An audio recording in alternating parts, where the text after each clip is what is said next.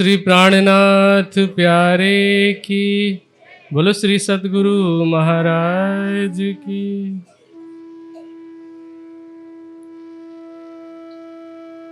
प्राणाधार आत्म संबंधी सुंदर साथ जी, कल की चर्चा में हमने सुना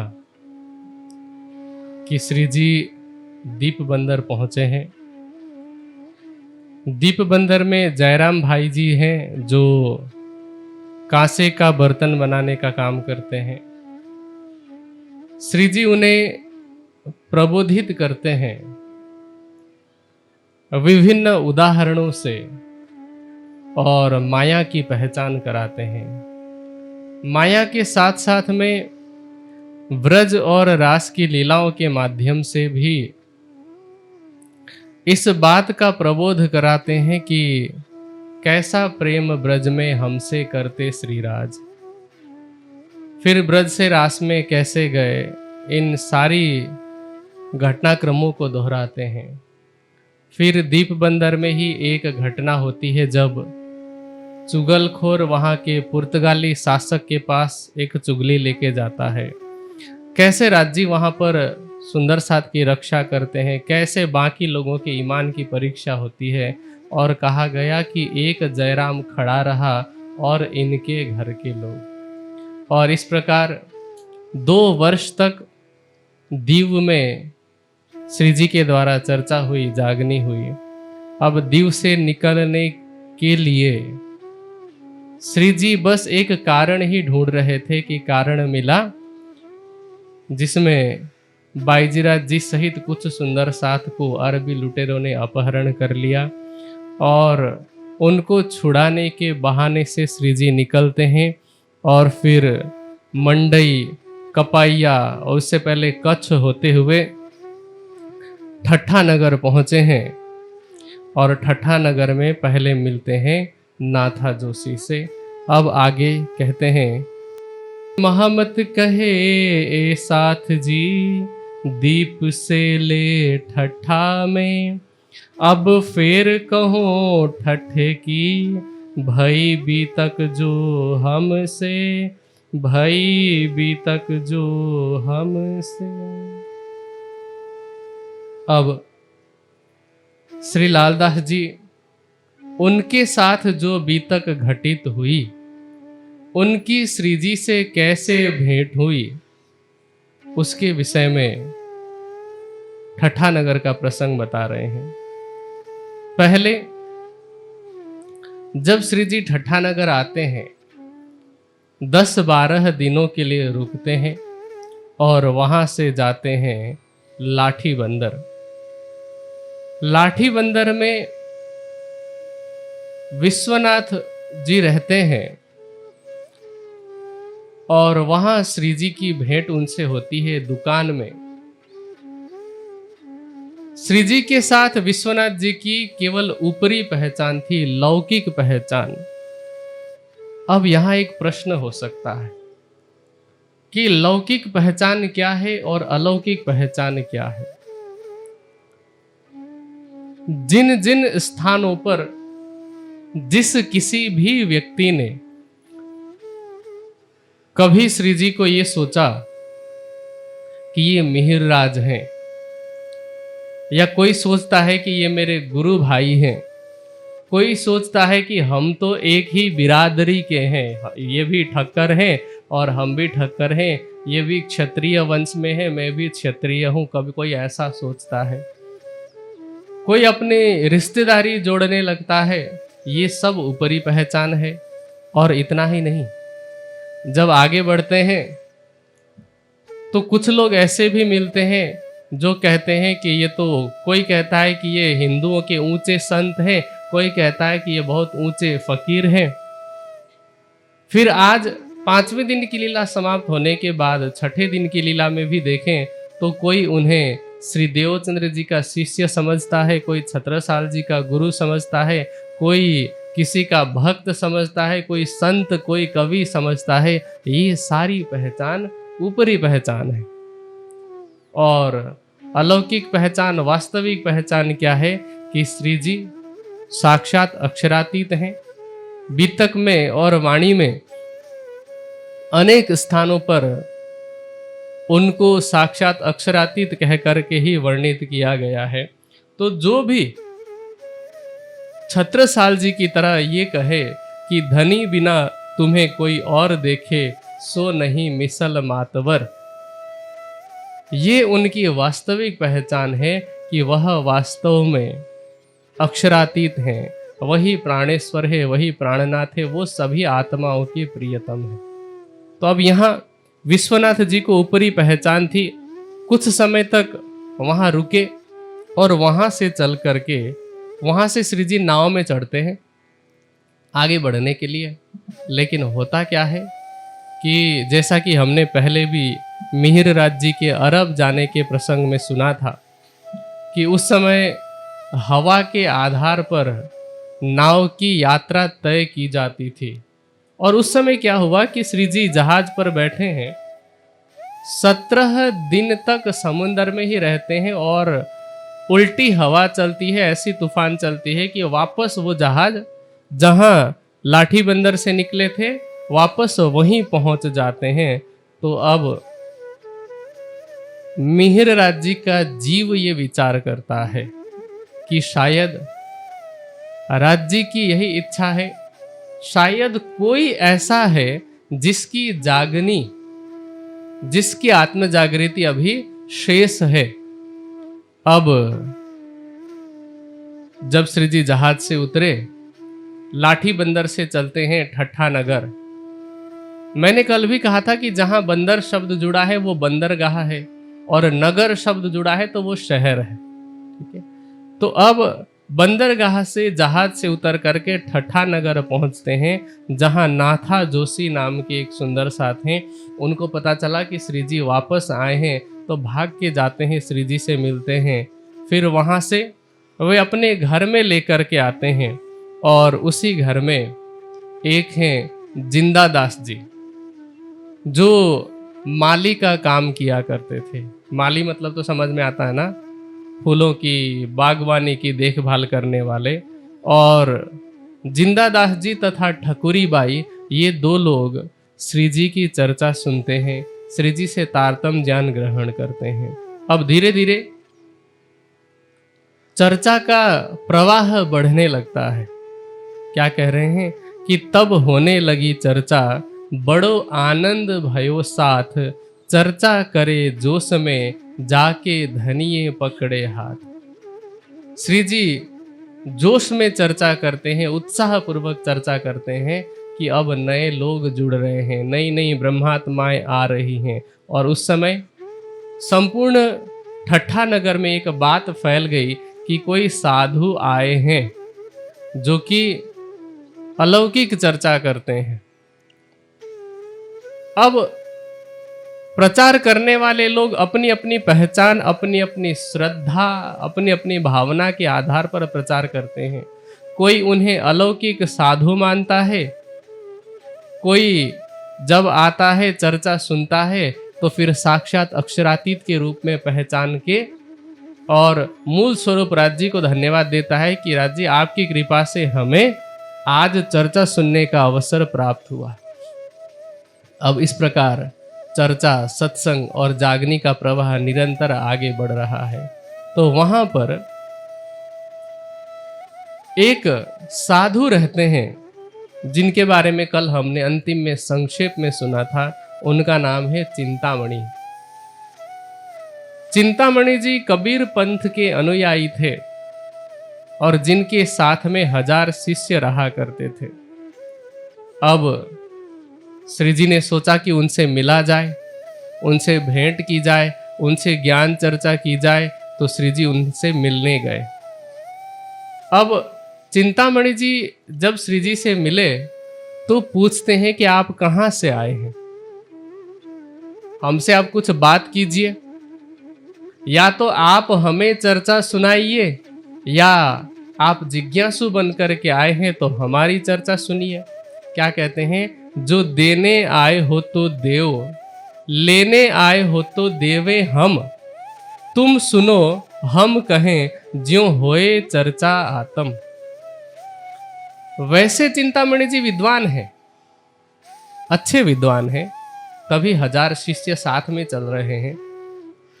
लेकिन ये एक विनम्रता होती है, ये एक सम्मान के आदान प्रदान का संस्कार होता है, जिसमें भले ही कोई कितने भी बड़े पद पर हो, कोई कितना भी प्रतिष्ठित क्यों न हो, एक बात हमेशा याद रखना, बड़ा व्यक्ति वही होता है जो सामने वाले को छोटा महसूस ना कराए।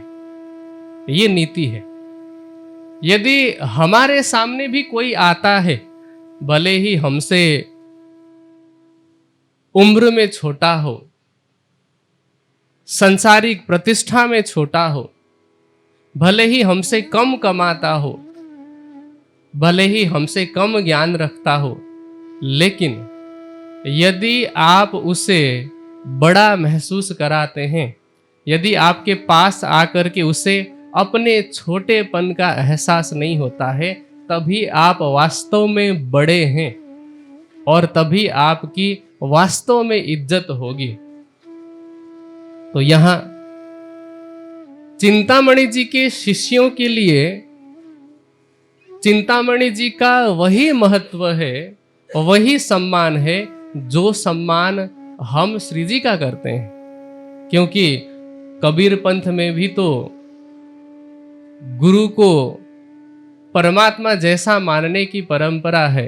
क्या कहते हैं कि गुरु गोविंद दोऊ खड़े, काके लागू पाए, बलिहारी गुरु आपने, गोविंद दियो बताए। तो सम्मान उसमें भी है।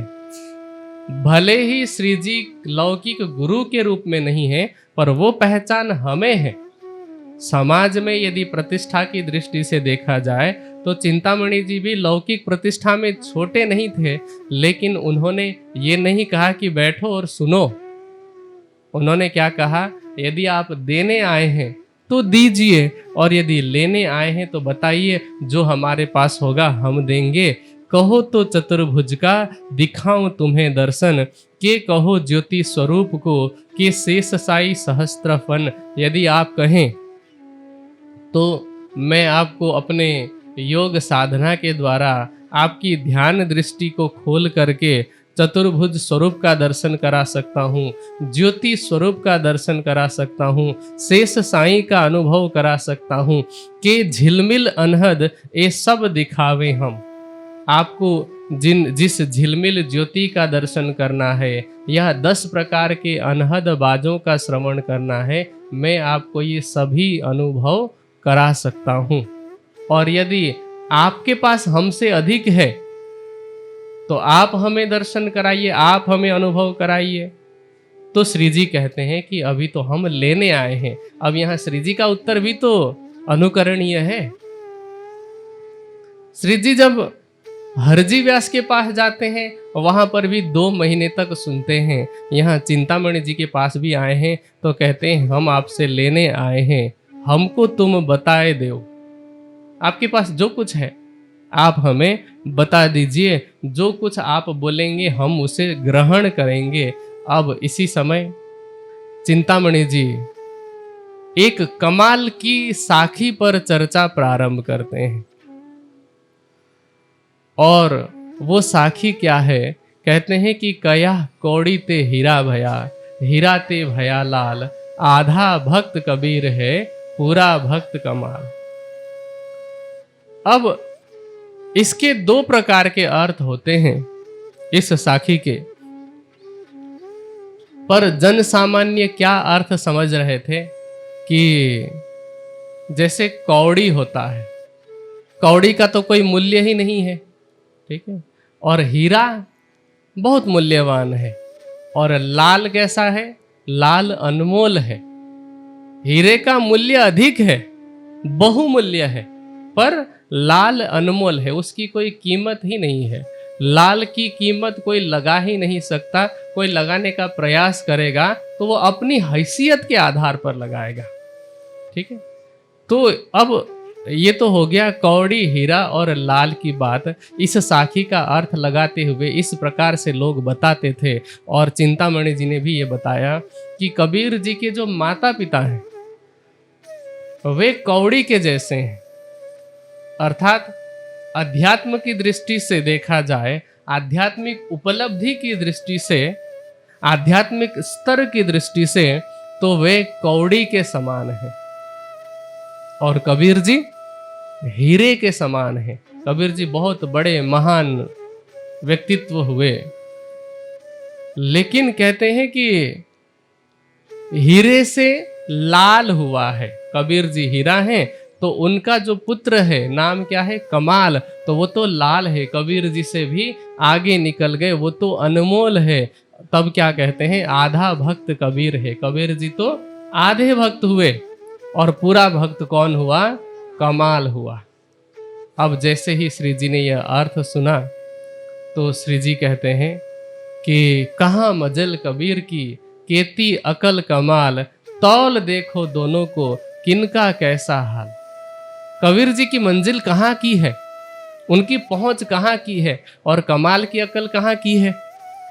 हुआ क्या था कि एक घटनाक्रम का वर्णन बहुतायत से किया जाता है कि कबीर जी की दो संतानें थी, कमाल और कमाली। अब इस संदर्भ में होता क्या है कि लोगों में विभिन्न प्रकार की मान्यताएं प्रचलित है।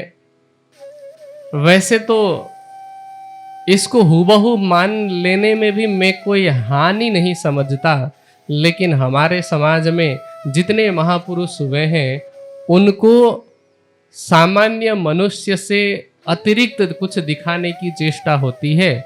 जैसे ईसा मसीह के बारे में कहा जाता है कि वो तो किसी पिता के पुत्र नहीं है, वो तो कुंवारी जो मरियम रही है उसकी संतान है। वैसे ही कबीर जी के बारे में भी कहा जाता है कि जो जुलाहा जुलाही है वो उनके असली माता पिता नहीं है, वो तो आकाश से आए थे, कमल के फूल पर वो प्राप्त हुए थे। इस प्रकार की बात की जाती है। और कमाल तथा कमाली को भी कबीर जी की संतान नहीं मानी जाती। कहते हैं कि ये दत्तक पुत्र थे या पालक पुत्र थे। अब इस विषय में जितने पंथ हैं, जैसे जितनी मुंह उतनी बातें हैं, विभिन्न प्रकार की बातें प्रचलित है। पर मैं समझता हूं कि यदि ये मान भी लें कि कबीर जी किसी गर्भ से पैदा हुए तो क्या हानि है? इससे क्या कबीर जी की महिमा कम हो जाएगी? इससे क्या कबीर जी के ज्ञान का महत्व कम हो जाएगा? नहीं होता। और यदि ये भी मान लें कि कबीर जी वास्तव में विवाहित थे, गृहस्थी थे, उनकी सच में अपनी ही दो संतानें थी, तो क्या कबीर जी की आध्यात्मिक विभूति कम हो जाएगी? क्या कबीर जी का महत्व कम हो जाएगा? नहीं होता। पर कई बार लोगों को ऐसा लगता है कि नहीं, हम हमारे जो प्रवक्ता हैं या हमारे जो प्रवर्तक हैं उनको हम अति मानव के रूप में ही दर्शाएं। तो भले ही आप कोई सा भी अर्थ माने, भले ही आप उनकी उत्पत्ति कैसे भी माने, चाहे वो आसमान से आए चाहे कहीं से भी आए हो, पर कबीर जी का महत्व सदा सर्वदा था, है और रहेगा। वे अक्षर की पंच वासनाओं में है और उन्होंने जो ज्ञान की धारा दी, भक्ति की धारा दी, और जिस समय रूढ़िवादी परंपरा थी, जिस समय कर्मकांड और शरीयत का साम्राज्य था, ऐसे समय में रूढ़िवाद आडंबर के विरुद्ध में जिस प्रखरता के साथ कबीर जी बोले, ऐसा कोई विरला ही हो सकता है। तो इससे उनकी महत्ता कम नहीं हो जाती। पर अभी जो प्रसंग चल रहा है, मैं पुनः उस प्रसंग में आता हूँ। तो हुआ क्या, कहा जाता है कि कबीर जी के एक पुत्र जो कि कमाल हैं, कमाल एक पाठशाला में जाते थे पढ़ने के लिए, और उसी पाठशाला में वहाँ का राजकुमार भी ज्ञान ग्रहण करने के लिए आते थे।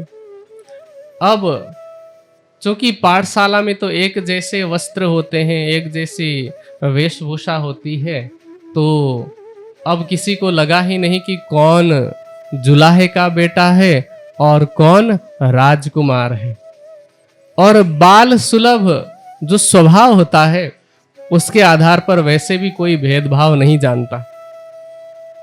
बच्चों को होश संभालते ही ये भी नहीं पता कि कौन ब्राह्मण है, कौन क्षत्रिय है, कौन वैश्य शूद्र है, कौन हिंदू मुसलमान सिख ईसाई है, कौन गोरा है, कौन काला है, कौन अमीर है, कौन गरीब है, कुछ नहीं पता। ये सब इन सारी प्रकार के विकारों से दूर होते हैं, इसलिए बच्चों को भगवान का स्वरूप कहा जाता है। अब दोनों में मित्रता है, धीरे धीरे करके ये मित्रता और गहरी होती जाती है, दोनों की आयु भी बढ़ती जाती है। एक दिन अब राजकुमार आखेट पर जाने वाले हैं, आखेट अर्थात शिकार पर जाने वाले हैं, क्योंकि राजकुमार को तो यही सब सीखना होता है, युद्ध कला सीखना होता है। तो इसलिए राजकुमार ने कहा कि आप भी चलो हमारे साथ। तो कमाल ने कहा कि नहीं, मेरे पास तो कोई संसाधन ही नहीं है। उन्होंने अपनी आप बीती सुनाई होगी कि नहीं, मेरे घर में तो ऐसी अवस्था है, क्योंकि कबीर जी संग्रह में विश्वास नहीं रखते थे। उनका सिद्धांत अपरिग्रह का था, संतोष का था। उनका यही मानना था कि हमें मनुष्य को उतना ही अर्थोपार्जन करना चाहिए जिससे कि उसकी आजीविका चले और जो उसके द्वार पर आए कोई भूखा ना जाए। इसलिए वो कहते हैं कि साईं इतना दीजिए जामे कुटुंब समाए, मैं भी भूखा ना रहूं साधु न भूखा जाए। ऐसी विचारधारा के कबीर जी तो संग्रह करने की प्रवृत्ति हो ही नहीं सकती। लेकिन राजकुमार को लगा कि मैं राजकुमार और मेरा मित्र इतना गरीब हो, ये कैसे संभव है? इसकी गरीबी दूर करना मेरा कर्तव्य है। ये सोच करके उन्होंने अपने लोगों को आदेश दिया कि कमाल के घर में धन धान्य पहुंचा दें, संपत्ति पैसा इत्यादि पहुंचा दें। अब ऐसा ही हुआ, राजकुमार के लोग आए और जो भी सामान भिजवाया था, जो भी पैसा इत्यादि भिजवाया था, वो कबीर जी के घर में रख दिया। उस समय कबीर जी कहीं बाहर गए हुए थे।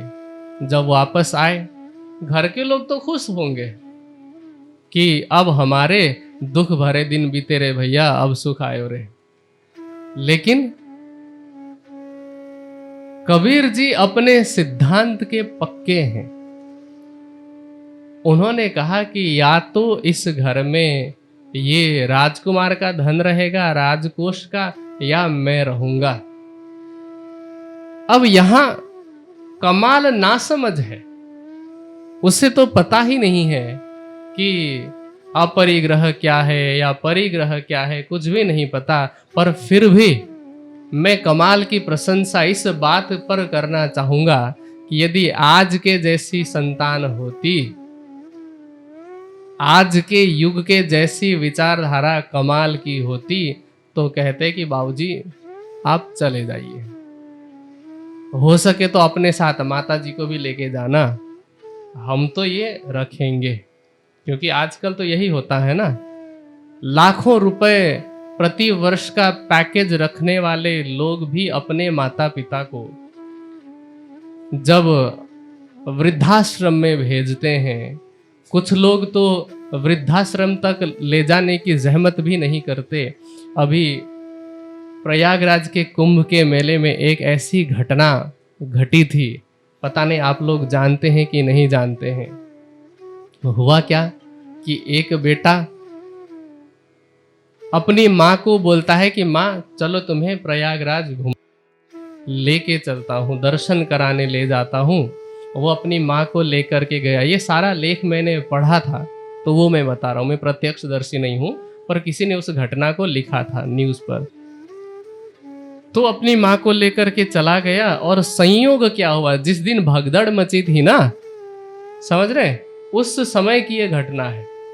तो अब बेटा किसी बहाने से बोलता है कि माँ तुम यहाँ पे रुकना, मैं ये चप्पल वगैरह किसी एक सुरक्षित जगह पे छोड़ करके आता हूँ, क्योंकि अंदर हम चप्पल पहन करके नहीं जा सकते, तुम यहीं पर रुकना, मैं थोड़ी देर में आता हूँ। बेटा गया, थोड़ी देर तक माँ ने प्रतीक्षा की, नहीं आया और उसी समय भगदड़ मच गई। अब माँ भी उस भगदड़ में बेहोश हो गई। परमात्मा की कृपा से और कुछ हुआ नहीं, पर हो सकता है घबराहट हो सकता है जोर का कोई धक्का लगा हो, वो बेहोश हो गई। जब होश आया तो पता चला कि कुछ लोगों की मृत्यु भी हुई है भगदड़ में। अब सोचिए कि जिस महाकुंभ में सरकारी आंकड़े के हिसाब से तो कई करोड़ लोग आए थे, मैंने तो 60 करोड़ के आसपास लोगों के आने की बात पड़ी थी, एक ही दिन में नहीं, उस लंबे अंतराल में। फिर भी सोचे कि प्रतिदिन लाखों लोगों की भीड़ वहां पर होती होगी, उस माँ पर क्या बीती होगी। माँ ने क्या सोचा कि मेरा बेटा भी उस भीड़ में कहीं गुम हो गया। माँ के पास फोन नहीं, जहां जहां वो जा सकती थी पुलिस के पास गई, अपने बेटे का हुलिया बताया। जहां लोगों की लाशें रखी गई थी माँ वहां भी चली गई। जहां घायलों को पहुंचाया गया था पता करते करते हॉस्पिटल चली गई, कहीं पर भी बेटे का कुछ अता पता नहीं चला। और कम से कम 12-13 दिन तक वो माता वहीं पर अपने बेटे को खोजती रही। अब कुछ पता ही नहीं चला। वो सोच रही थी कि मैं अपनी बहू को क्या जवाब दूंगी। अपना दुख तो था ही कि बेटा गुम हो गया, लेकिन उससे भी बड़ा दुख यह था कि मैं अपने बहू को क्या जवाब दूंगी। और हुआ क्या कि माँ ने सोचा कि कुछ भी हो अब जाना तो पड़ेगा। इन 12-13 दिनों के बाद में वो माँ जैसे तैसे करके लोगों से सहायता मांग के अपने शहर तक की टिकट कटवाती है, ट्रेन में बैठती है, शहर पहुंचती है तो वहां पर देखती है अपने घर में बेटा और बहू तो आराम से खुश है, वहां प्रसन्नता पूर्वक जी रहे हैं। वो बाहर से ही देखती है कि अंदर घर से हंसी ठिठोली की आवाज आ रही है। तब माँ के मस्तिष्क पटल पर ये सारे दृश्य घूमते हैं कि इस बेटे ने एक बार भी मुझे खोजने का प्रयास नहीं किया। और आगे उसको ये बात समझ में आ जाती है कि ये जानबूझ करके मुझे छोड़ करके आया है। वो सोचती है कि मुझे अब इस घर में नहीं रहना है और माँ वहीं से लौट जाती है। ठीक है। और ऐसी तो दर्जनों घटनाएं आपने स्वयं भी देखी होगी, सुनी होगी, पढ़ी होगी। तो सोचिए कि आज का जमाना, आज की पीढ़ी ऐसी है और एक कमाल है जो पिता का आदेश पालन करते हुए पुनः अभाव में जीने के लिए तैयार हैं। शून्य से अचानक उनको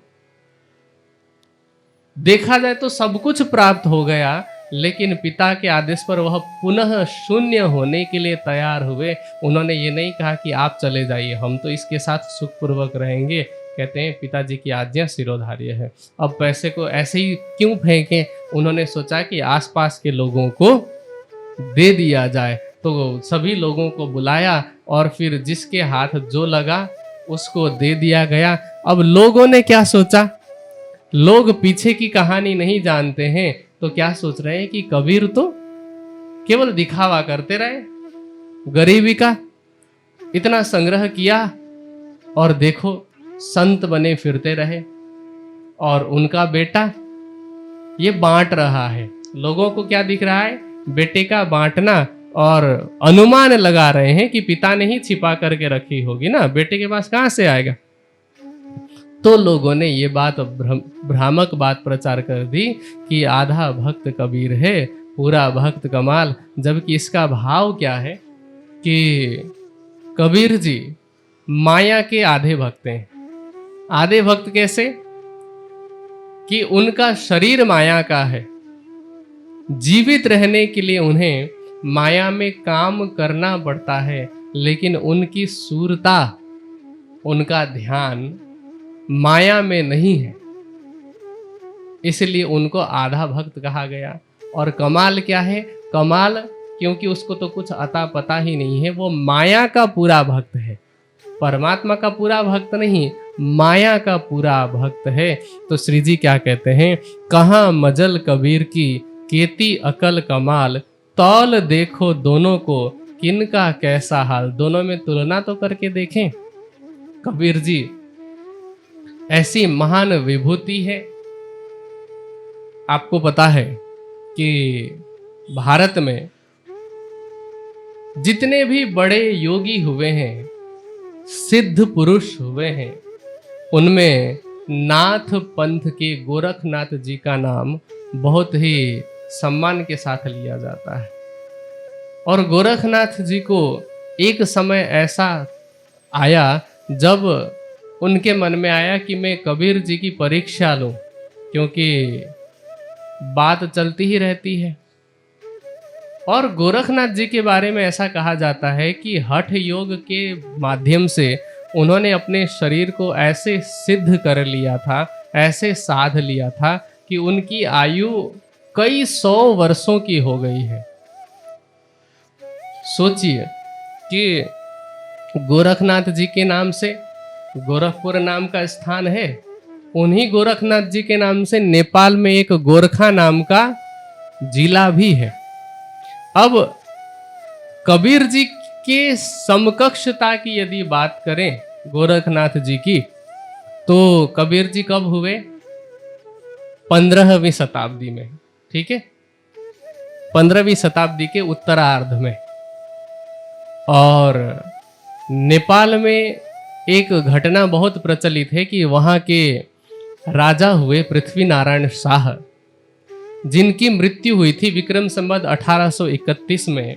तो सोचिए कि लगभग 300-350 वर्ष बाद का यह प्रसंग है, जहाँ गुरु गोरखनाथ जी ने पृथ्वी नारायण शाह को आशीर्वाद दिया था कि तुम जिस जिस स्थान पर कदम रखोगे उस पर विजय प्राप्त करोगे। और उन्होंने संपूर्ण नेपाल को एक किया था। एक छोटे से जिले के वो मालिक थे और बाद में वो संपूर्ण नेपाल के राजा बने थे। तो सोचिए कि 300 वर्ष बाद की ये घटना, ये मैं केवल कबीर जी के योग बल का परिचय, गोरखनाथ जी के योग बल का परिचय देने के लिए बता रहा हूं।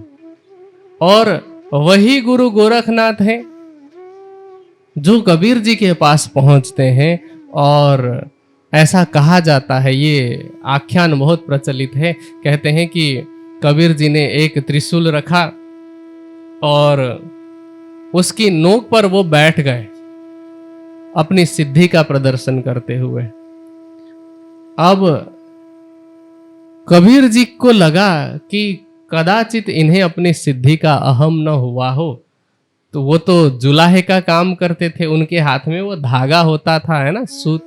उन्होंने वो सूत का धागा ऐसे हवा में फेंका, हवा में ही वो धागा रुका है और फिर उस धागे पर कबीर जी जाकर के बैठ जाते हैं, अधर में ही। तो वहां से गोरखनाथ जी को उनकी सिद्धि की भी पहचान हो जाती है। तो ये उनकी आध्यात्मिक विभूति है। और उनकी सिद्धि के कारण उनकी आध्यात्मिक विभूति नहीं है, उनका ज्ञान आप देखेंगे। उन्होंने अध्यात्म की बहुत गहनतम बातों को, आत्मा और परमात्मा के प्रेम की गहनतम बातों को भी अपने साखियों के माध्यम से प्रस्तुत किया है। जैसे एक बात प्रबलता के साथ में बहुत सारे लोगों के मुख से मैंने सुनी, कहते हैं कि कबीर जी की उल्टी वाणी बरसे कंबल भीगे पानी।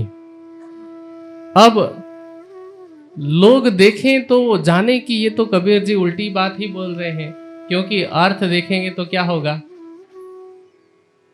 कंबल बरस रहा है और पानी भीग रहा है, जबकि होता तो उल्टा है ना।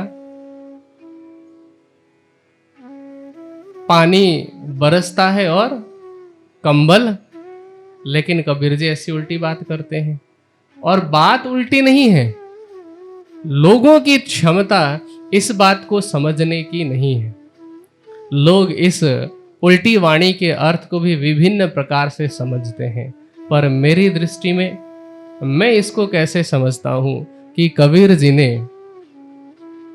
प्रेममयी ध्यान की प्रक्रिया को इस उल्टी वाणी के माध्यम से बताया है। जैसे एक शब्द है, हम नेत्रों के लिए प्रयोग करते हैं, नेत्र कमल, ठीक है, कंवल शब्द है। और हाथ के लिए हम शब्द प्रयोग करते हैं पाणी। पाणी का अर्थ हाथ होता है। जैसे विष्णु जी के हाथ में चक्र है तो उन्हें हम चक्र पाणी कहते हैं, ठीक है। शिव जी के हाथ में त्रिशूल है तो हम उनको शूल पाणी कहते हैं, ठीक है। ऐसे ही पाणी का अर्थ हाथ होता है। अब नेत्र रूपी कमल जब बरसते हैं और हाथ भीग जाते हैं, तो ये प्रेम की उस ध्यान की गहनतम अवस्था का भी वर्णन है, जिसमें आत्मा उस परमात्मा के प्रेममयी विरह में तड़पती है और उसकी आंखों से अश्रुधारा बहती है। कबीर जी क्या कहते हैं कि जा घर में अबला बसे, बहे प्रेम के पूर, कहे कबीर सुनो भाई साधो, वह घर हमसे दूर। चलते चलते पग थका, नगर रहा नौकोस, बीच में डेरा पड़ गया, कबीरा किसको देऊं दोष। अक्षर तक का तो उन्होंने वर्णन किया और संकेत में कहा कि जहां तक मैं पहुंचा हूं वहां से उन प्रेम का पूर बहाने वाली अबलाओं का जो स्थान है वो 9 कोस की दूरी पर है। ये उन्होंने सांकेतिक रूप में वर्णन किया। कवि कहते हैं 16 खंड अक्षर भगवाना, अक्षर के 16 खंड हैं। कैसे? मन चित बुद्धि अहंकार का स्वरूप है अव्याकृत सबली केवल तथा सत्स्वरूप, और प्रत्येक के स्थूल सूक्ष्म कारण और महाकारण है। तो 4 चौके 16 खंड हैं अक्षर भगवान के। ऐसे ऐसे उन्होंने वर्णन किया है। तो कबीर जी की आध्यात्मिक पहुंच भी बहुत ऊपर की है। इसलिए निजानंद संप्रदाय में 108 पक्षों की जब बात होती है तो कबीर जी को 83वां पक्ष बताया जाता है। अब वहां श्री जी एक कबीर जी के द्वारा कहे गए कीर्तन का भी अर्थ बताते हैं, और ये कीर्तन बहुत ही प्रसिद्ध है निजानंद समाज में। क्या कह रहे हैं? एक पलक ते गंग जो निकसी, हो गई चहुदिस पानी, ओही पानी 2 पर्वत ढांपे, दरिया लहर समानी। उड़ मक्खी तरवर चढ़ बैठी, बोलत अमृत वाणी, वह मक्खी के मक्खा नाही, बिन पानी गर्भानी। 3 गर्भे गुण तीनों जाए, वह तो पुरुष अकेला, कहे कबीर या पद को बूझे, सो सतगुरु मैं चेला। अब श्री जी इसको कैसे समझाते हैं? एक पलक ते गंग जो निकसी, हो गई चहुदिस पानी, वही पानी 2 पर्वत ढांपे। 1 पलक और 2 पर्वत।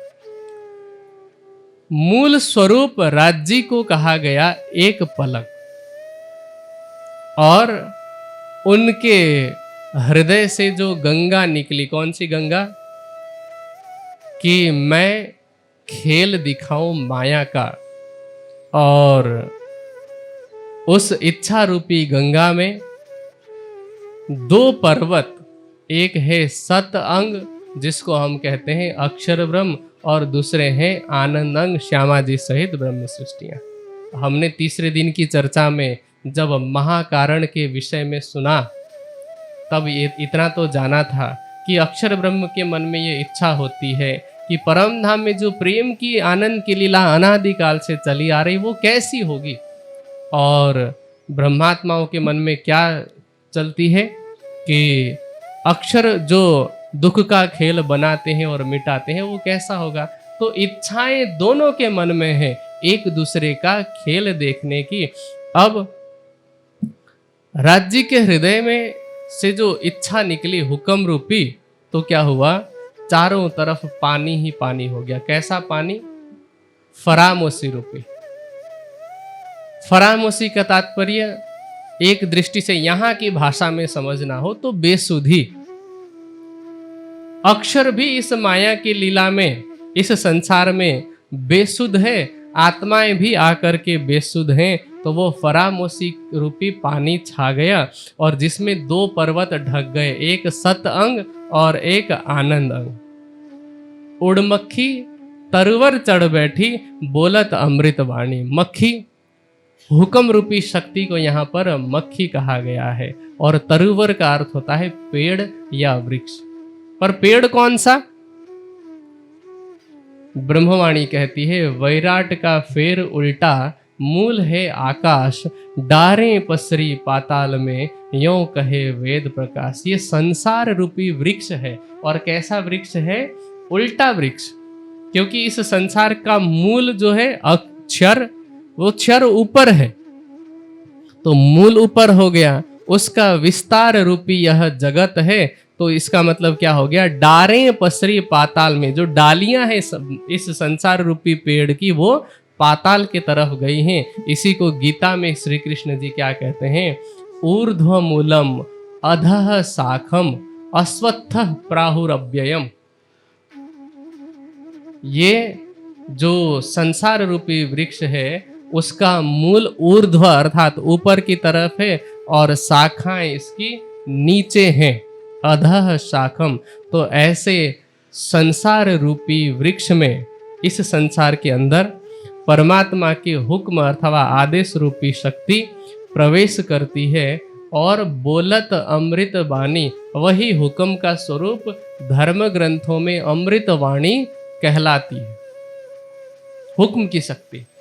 अब धर्म ग्रंथों में अमृत वाणी कैसी, हमने प्रारंभिक 2 दिनों के चर्चा में ये बात सुनी थी कि धर्म ग्रंथों में सांकेतिक रूप में परमात्मा के धाम, स्वरूप और लीला का वर्णन है। ये किसने कहलाया? अभी हमने कल परसों की चर्चा में भी ये बात सुनी कि गीता कहने वाले श्री कृष्ण जी महाभारत का युद्ध समाप्त होने के बाद कहते हैं कि परम ही ब्रह्म कथितम योग युक्तेन तन्मया, मुझे तो परमात्मा ने वह ज्ञान कहलवाया था, वो भी तब जब मैं योग की अवस्था में था। तो वो शक्ति कौन सी है? वो परमात्मा के हुक्म की शक्ति है, जो भागवत में ब्रज और रास की सांकेतिक लीलाओं का वर्णन करते हैं। 5 अध्यायों में जो वाणी कहती है कि भागे जोश कहे पंच अध्याय, तो वो जोश की शक्ति कौन सी है? तो ये सारी शक्तियां कौन सी है? परमात्मा की हुक्म रूपी शक्ति, जिसको यहाँ कबीर जी कह रहे हैं कि उड़ मक्खी तरवर चढ़ बैठी बोलत अमृत वाणी, वह मक्खी के मक्खा नहीं। मक्खी हुक्म रूपी शक्ति और मक्खी का मक्खा मतलब, जैसे यहाँ की भाषा में कहे तो एक मक्खी स्त्रीलिंग हो गया और मक्खा पुल्लिंग है। तो यहाँ पति हुआ ना, मक्खी का पति, पति अर्थात मालिक। तो यहाँ कह रहे हैं कि हुक्म रूपी शक्ति का कोई मालिक नहीं है, क्योंकि वो हुक्म रूपी शक्ति तो परमात्मा की ही है ना, तो उसका कोई दूसरा मालिक कैसे हो सकता है। और क्या कहते हैं, बिन पानी गर्भानी।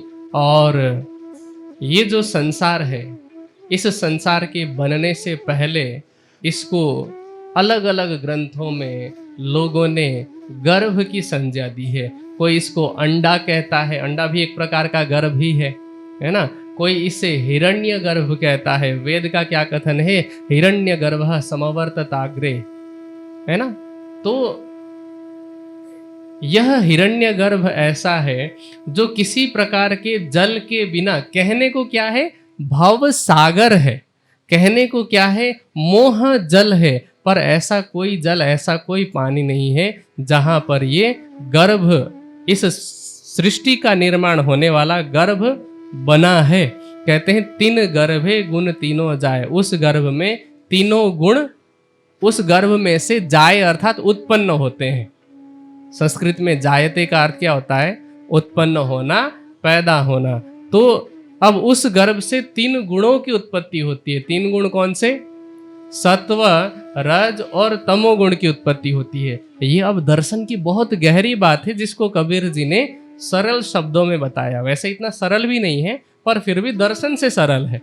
दर्शन में क्या कहा है, सांख्य दर्शन में एक सूत्र आता है कि सत्व रज तमसम साम्यावस्था प्रकृति। तो सत्व, रज और तम की साम्य अवस्था को प्रकृति कहते हैं। प्रकृतेर महान, प्रकृति से महतत्व की उत्पत्ति होती है। महतो अहंकार, महतत्व से अहंकार की उत्पत्ति होती है। फिर अहंकार से पंच तन्मात्राओं की, पहले आकाश, फिर आकाश से वायु, वायु से अग्नि, अग्नि से जल और जल से पृथ्वी की उत्पत्ति होती है। तो ये सृष्टि का एक क्रम है। अब क्योंकि मैं अभी आपको विस्तार पूर्वक बताने लग जाऊंगा, आप में से बहुत सारे लोग ऊब जाएंगे, क्योंकि ये थोड़ा सा दार्शनिक विषय है। आपको इस विषय में और गहराई से जानना है कि सृष्टि कैसे बनी। आप स्वामी जी के द्वारा लिखित 2 ग्रंथ हैं, एक का नाम है सत्यांजलि और एक का नाम है ब्रह्मांड रहस्य। इन ग्रंथों को पढ़ेंगे तो उसमें वेद दर्शन उपनिषद क्या कहते हैं सृष्टि की उत्पत्ति के विषय में, और आधुनिक विज्ञान भौतिक विज्ञान क्या कहता है, और दोनों के बीच में सामंजस्य बैठाते हुए ये 2 ग्रंथ लिखे गए हैं, तो उसे आप पढ़ सकते हैं। अब आगे क्या कहते हैं, 3 गर्भे गुण तीनों जाए, वह तो पुरुष अकेला। अब 3 गुणों की उत्पत्ति तो यहाँ हो रही, पर जिस पुरुष की इच्छा से ये सब कुछ हो रहा था प्रारंभ में ना, एक पलकते गंगजो निकसी, तो जिस पुरुष की इच्छा से ये सब कुछ हो रहा है वो तो इन सब से अकेला है, अर्थात अलग है। और वो कौन है, वह है अक्षरातीत, वह है उत्तम पुरुष। और क्या कहते हैं, कहे कबीर या पद को बूझे सो सतगुरु में चेला। कबीर जी ने पहले ही कह रखा था कि जो इन पदों के अर्थ को समझेगा, कहते हैं कि वो तो मेरे भी सतगुरु होंगे और मैं उनका शिष्य रहूंगा। अब जब श्री जी ने ये सारा अर्थ बता दिया तो चिंतामणि जी क्या कहते हैं अपने शिष्यों से कि देखो, ये जो पहले ही कबीर जी ने साखी दी थी, भविष्यवाणी कही थी, जिस शख्स के बारे में कही थी वो शख्स अब आ गए हैं। अब देखो शब्द इनके ये शब्द पार पहुंचा है। अपने सभी शिष्यों को संबोधित करते हुए कहते हैं कि इनके शब्दों को देखो, इनके शब्दों को समझो, इनके शब्द ही हमें पार पहुंचा सकते हैं। क्योंकि पार की पहचान होती है ज्ञान से, और ज्ञान का प्रगटीकरण शब्दों के रूप में ही तो होता है। इसीलिए कबीर जी ने, इसीलिए चिंतामणि जी ने कहा कि इनके शब्दों को पकड़ो। मैं तुमसे कहता था जो शब्द आगे चलत अपने सेवकों से कही, वह शख्स पहुंचाइत। मैं तुम्हें पहले से ही कहता था ना कि कबीर जी ने कि एक शख्स के आगमन की भविष्यवाणी बताई है, वो शख्स आ गए हैं। अब इतनी मुलाकात हुई, इतनी बातें हुई, श्री जी वहां से उठ करके अब जहां पहले ठहरे हुए थे वहां आ जाते हैं। फिर कुछ दिन के बाद वहां एक कथावाचक हैं पंडित, उनका नाम है कल्लू मिश्र। उनकी कथा में श्री जी जाते हैं, थोड़ी देर बातचीत भी होती है, लेकिन उनकी बातचीत से ऐसा लगता है कि अभी इनके अंदर वो आध्यात्मिकता नहीं है, वो विश्वास नहीं है। कहते हैं असनाई ओहा कच्ची, मतलब विश्वास का अभी अभाव था। लेकिन उनकी भी चर्चा सुन ली। अब चिंतामणि जी, उनके मन में ज्ञान प्राप्ति की प्यास लगनी प्रारंभ हो चुकी है। और जिसको वास्तव में प्यास एक बार जग जाए, सत्य को खोजने की प्यास, फिर वो उस प्यास को बुझाने के लिए कहीं भी पहुंच सकता है, किसी भी हद तक जा सकता है। ये हम सुंदर साथ का परम सौभाग्य है कि हमें जबरदस्ती, ऐसे जैसे छोटे बच्चों को दवाई पिलाया जाता है ना, ऐसे मुंह दबा करके, ऐसे वाणी पिलाई जाती है, जबरदस्ती मुंह में डाली जाती है। आप उनको देखिए जिनके पास ब्रह्मवाणी का ज्ञान नहीं है, जो परमात्मा के ज्ञान को पाने के लिए क्या क्या नहीं करते। हम वाणी में कहते हैं कि या वाणी के कारणे कई करे तपसन, या वाणी के कारणे कई पीवे अगिन, या वाणी के कारणे कई भैरव झपावे, या वाणी के कारणे कई तिल तिल देह कटावे। किन एक बूंद न पाइया रसना भी वचन, ब्रह्मांड धनियो देखिया जो कहावे त्रैगुण। इन सब में से किसी को भी वाणी नहीं मिली। कोई जाके बर्फ में अपने शरीर को गला रहा है, तप कर रहा है। कोई चारों तरफ आग जला करके मई जून की तपती दोपहरी में, वैशाख जेठ की तपती दोपहरी में रेतीली मैदान में बैठता है और पंचाग्नि स्नान करता है। किसी ने यहाँ तक भी सोचा कि काशी में जाएं और फिर करवत ले लें। वहाँ पर एक यंत्र चलता रहता था प्राचीन समय में, अब तो बंद करा दिया गया। तो वहाँ पर कूद जाएं ऊपर से और कट करके मर जाएं तो शायद मुक्ति प्राप्त होगी, और वो भी किया लोगों ने। कई लोग पहाड़ी से कूद जाते हैं लेकिन किसी को कुछ प्राप्त नहीं होता। हमें इतनी सरलता पूर्वक राज्य ने दिया। सरलता तो मैं नहीं कहूँगा, हमारे जीव के पूर्व जन्म के तप का ये प्रभाव है, तप का ये फल है कि हमें वाणी मिली है। वरना आप उन लोगों को देखिए जिनके पास वाणी नहीं है। वो ये सोचते हैं, कभी उनको लगता है कि इस पत्थर में परमात्मा होगा, वहां जाकर के सिर पटकते हैं। कभी लगता है कि भूखे प्यासे रहने से परमात्मा की प्राप्ति होगी, 9-9 दिन की तपस्या करते हैं भूखा प्यासा रह करके, क्योंकि ज्ञान नहीं है। कभी किसी पत्थर के आगे सर पटकते हैं, कभी किसी मूर्ति के आगे सर पटकते हैं, कभी भूखे रहते हैं, प्यासे रहते हैं, कभी 84 कोस की पैदल परिक्रमा करते हैं, कभी हजारों किलोमीटर की यात्रा पैदल करते हैं। अभी मैं यहाँ आने से पहले, बीतक में आने से पहले, वहाँ पर उत्तर भारत में कांवड़ का बहुत प्रचलन है। तो मैं देखता हूँ कि लड़के, नौजवान केवल भक्ति के नाम पर ही, तो उन्हें रास्ता नहीं बताया किसी ने, उनके पास ये वाणी का ज्ञान नहीं है, उनके पास धर्म का ज्ञान नहीं है। उनको लगता है कि जो हम कर रहे हैं वो धर्म कर रहे हैं। यहाँ कंधे में 20-20 लीटर दोनों तरफ जल रखते हैं, गंगा जल, और कांवड़ के नाम पर सोचिए हरिद्वार से सहारनपुर लगभग 84 किलोमीटर है, और सोचे कि वहां से किसी को हरियाणा जाना है, किसी को दिल्ली जाना है, कोई पंजाब तक जाता है, तो कम से कम 100, 150, 200 किलोमीटर की यात्रा कम से कम 20-20 लीटर जल लेकर के करते हैं। और ये तो मैं कम बता रहा हूँ, बहुत सारे लोग तो 40-40, 50-50 लीटर भी जल लेते हैं, बिना चप्पल, बिना जूते के, पैरों में छाले पड़ जाते हैं। उनकी पिंडलियां देखो तो इतनी कठोर हो जाती है, ऐसा लगता है कि वर्षों से इन्होंने बड़ा भारी भरकम कोई मजदूरी का काम किया हो। लेकिन ये सब क्यों कर रहे हैं? भक्ति के नाम पर। आपने कुंभ के मेले में देखा होगा, कई साधु ऐसे जो पूरा कांटों का एक झुंड बना करके वहां पर लेटते हैं। किस बात पर? भक्ति के नाम पर। क्योंकि बेचारों को किसी ने बताया ही नहीं है कि ये सब करने से परमात्मा नहीं मिलते। परमात्मा को पाना तो बहुत सरल है। क्या करना है? बस उससे प्रेम करना है, और मांगना है तो प्रेम का अधिकार मांगना है। इतना सरल है। परमात्मा को रिझाना उतना ही सरल है जितना कि एक छोटा बच्चा अपनी नटखट हरकतों से अपनी माँ को मना लेता है।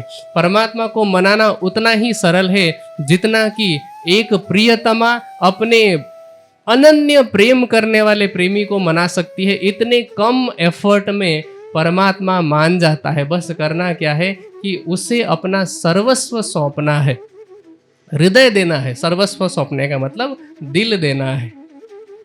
बस इतना ही करना है और कुछ नहीं करना। लेकिन लोग वो कठिन वाला रास्ता अपनाने के लिए तैयार हैं, दिल देने के लिए तैयार नहीं है। तो ये मैं बात कर रहा था कि जिनके अंदर आध्यात्मिकता की प्यास होती है, वो प्यास बुझाने के लिए क्या क्या करते हैं। चिंतामणि जी के अंदर वही प्यास है, तो क्या करते हैं? चिंतामणि ढूंढत फिरे, कहाँ है उन साध का ठौर। कि जो साधु आए थे, जिन्होंने मुझसे चर्चा की थी, उनका ठौर, उनका स्थान कहाँ पर है। और ढूंढते ढूंढते उन्हीं कल्लू मिश्र के वहां पहुंचते हैं। तो मिश्रा जी बताते हैं कि वो तो नाथा जोशी के घर पे ठहरे हुए हैं। अब श्री जी की चर्चा चल रही है, सब लोगों के बीच में बैठे हुए हैं। चिंतामणि जी आते हैं और चरणों में प्रणाम करके बैठ जाते हैं। ये उनकी विनम्रता है। अब तो खैर ज्ञान से इतनी पहचान हो चुकी है कि हमसे ये ऊपर हैं, इस कारण वो चरणों में प्रणाम करके बैठते हैं। सब लोग चर्चा सुन रहे हैं, और क्योंकि परम धाम का संबंध है, परम धाम की ब्रह्म सृष्टि है, तो क्या करते हैं? श्रवणा दई भली भांत सो निस्बत अंकुर अपने। अब श्री जी की चर्चा में उन्हें इतना आनंद मिलता है, कहते हैं कि सुख पाया चर्चा मैंने अपनी मूली गई भूल। वो अपना मूल अस्तित्व भूल जाते हैं इस संसार का, कि तुम 1000 शिष्यों के गुरु हो, किसी संप्रदाय के एक स्टार प्रचारक हो, तुम्हारे चरणों में हजारों लोग प्रणाम करते हैं, ये सब भूल जाते हैं। और श्री जी की चर्चा में उन्हें इतना आनंद मिलता है। लेकिन होता क्या है? उनके जो शिष्य हैं, शिष्यों में अब खलबली मच जाती है कि हमारे गुरुजी तो किसी और की चर्चा सुनने जा रहे हैं, क्योंकि उन्हें तो पहचान नहीं है। और ये बात अब अंदर अंदर होने लगती है। 2 दिन बीता, 3 दिन बीता, सब लोग चर्चा सुनने तो आ रहे हैं, और 2-3 दिन की चर्चा के बाद अब जो शिष्य थे, शिष्य भी श्री जी के चरणों में झुक जाते हैं। लेकिन इस बीच एक घटना ऐसी हो जाती है जिसमें शायद हम होते तो वापस भाग जाते। हुआ क्या, श्री जी ने सब लोगों के बीच में चिंतामणि जी की किसी बात पर खंडनी कर दी। तो चिंतामणि जी ने अकेले में, श्री जी ने खंडनी की सामूहिक रूप में, लेकिन चिंतामणि जी ने अकेले में जाकर के कहा कि श्री जी, आप लोगों के बीच में मेरी इज्जत रख दीजिएगा। आपको जो कुछ कहना है मुझे एकांत में कहिए। एकांत में आप कुछ भी कहेंगे, डांटेंगे, कैसे भी समझाएंगे, मैं सुन लूंगा। पर आप सब लोगों के बीच में कुछ कह देते हैं ना, तो वहां तो वो लोग भी हैं जो मेरे चरण छुआ करते थे, जो मेरे शिष्य हुआ करते थे, और मेरे शिष्यों के सामने आप मेरी कुछ तो इज्जत रख दीजिए। श्री जी ने कहा कि क्यों नहीं, हम तुम्हारी इज्जत जरूर रखेंगे। अब हमें कुछ भी कहना होगा तो हम ऐसे कहेंगे कि हमारे और तुम्हारे अलावा और कोई नहीं समझ पाएगा। अब चिंतामणि जी तो वहां से चले गए। रात को अब वाणी का एक प्रकरण अवतरित होता है, जो आपने आज गायन में सुना, जो पहले आए होंगे उन्होंने, ठीक है, कि सुनो रे सत के बंजारे, एक बात कहूँ समझाइए, या फंद बाजी रची माया की, तामे सब कोई रहा उलझाए। बंजारा कहते हैं व्यापारी को। बंजारे के वैसे और भी अर्थ होते हैं। अब व्यापार कौन कर सकता है? मैं दवाइयों का व्यापारी हूं अगर, तो मेरे पास दवाई तो होनी चाहिए ना। तो सत्य का व्यापारी कौन होगा? जिसके पास सत्य होगा। ठीक है, तो सुनो रे सत्य के बंजारे, एक बात कहूं समझाई। जो सत्य का व्यापार करने वाले लोग हैं, कौन? जो तथाकथित रूप से धर्म के प्रचारक हैं, वो सत्य के व्यापारी हैं। मैंने तथाकथित कहा है क्योंकि एक होता है सत्य का प्रचार करना, और एक होता है सत्य के प्रचार का व्यापार करना। यदि कोई व्यक्ति आपको अंधेरे का डर दिखाता है, यदि कोई व्यक्ति आपको अंधेरे का डर दिखाता है, तो आपको ये बात समझना चाहिए कि वो कहीं ना अपनी टॉर्च आपको बेचना चाहता है, अंधेरे का डर दिखा करके। जो सच में आपका हितैषी होगा तो वो बेचने वाला कोई काम नहीं करेगा। यदि कोई